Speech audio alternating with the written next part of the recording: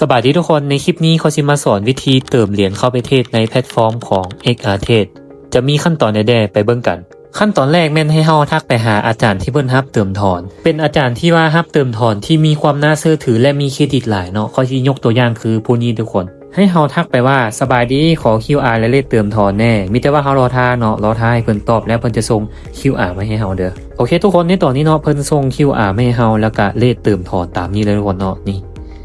ถ้าว่าเขากดเข้ามาแล้วเนาะมีแต่ว่าเขากดแล้วไปบันทึกไว้เลยทุกคนนะ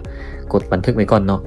โอเคถ้าว่าเขาบันทึกแล้วเนาะให้เรามาเบิ่งรายละเอียดตามนี้ทุกคนนะนี่อ่านให้ละเอียดก่อนที่จะโอนทุกๆครั้งเนาะนี่ตามนี้ทุกคนเนาะเลขเติมเลขถอนเนาะคือปัจจุบันในตอนนี้เนาะเลขเติม1เหรียญแม่น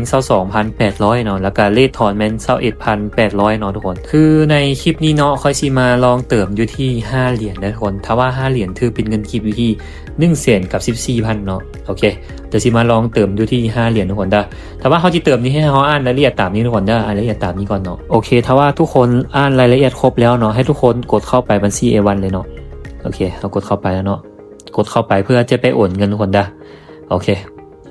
แล้วมากดตัวที่ว่าเฮาบันทึกเมื่อกี้เนาะบัญชีที่ว่าเพิ่นส่งมาให้เฮาแล้วเฮาบันทึกไปเมื่อกี้เนาะโอเคคือเฮาเติมอยู่ที่5เหรียญเนาะถือเงินกีบอยู่ที่100,000กับ14,000ทุกคนได้โอเคถ้าว่าเฮาเข้ามานั้นนี้แล้วเนาะให้ทุกคนเขียนตามนี้เลยทุกคนได้ทุกคนเขียนตามนี้เลยเนาะยินยอมโอนเงินโดยบ่หิ้งห้องความเสียหายภายหลังเนาะนี่ตามนี้เลยทุกคนได้สำคัญที่สุดเนาะ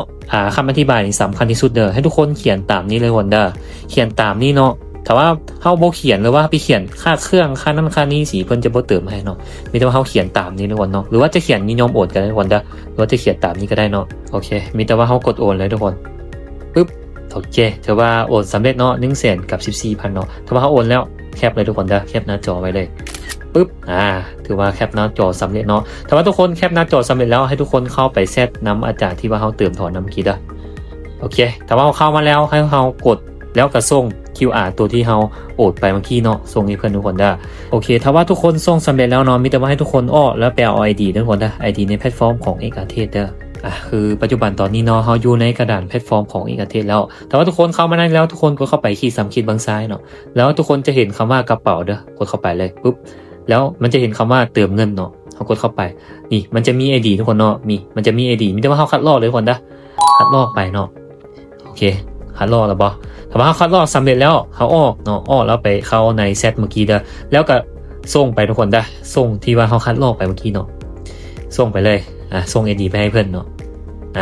ถ้าว่าเขาส่งสำเร็จแล้วเนาะส่งสำเร็จแล้วมีแต่ว่าเขารอทานทุกคนเด้อมีแต่ว่าเขารอทานทุกคนเนาะรอทานบ่โดนเนาะ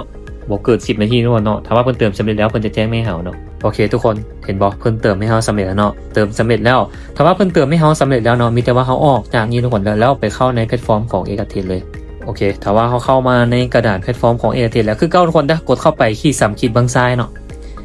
แล้วทุกคนจะเห็นคำว่ากระเป๋าเด้อกดเข้าไปเลยนี่เข้ามาแล้วทุกคนเนาะ5เหรียญเนาะเขาเติมไปที่5เหรียญเนาะถึงเงินกีบอยู่ที่100,000กับ14,000เนาะเลขปัจจุบันตัวนี้ทุกคนถือว่าคลิปสอนเติมเหรียญกับประมาณนี้ทุกคนสำหรับใครที่บ่เข้าใจเนาะจึงทักมาสอบถามรายละเอียดได้ทุกคน